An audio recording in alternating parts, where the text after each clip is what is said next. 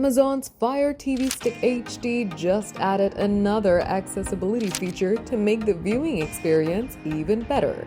Welcome to GadInsider, your go-to place for the latest tech news.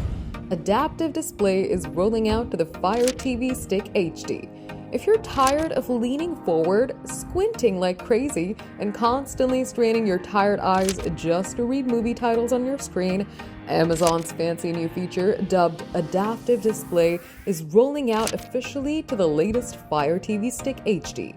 We saw it coming during Amazon's preview event in April, and eager fans have been waiting with anticipation ever since. Now, Amazon has officially confirmed that the long wait is finally over. So what's all the big hype about?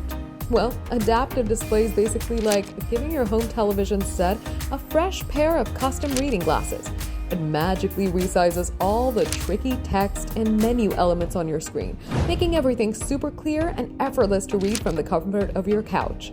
The best part is it does all this magic without keeping your favorite movie posters, show icons, and cover art perfectly scaled. Everything stays balanced and beautifully proportional.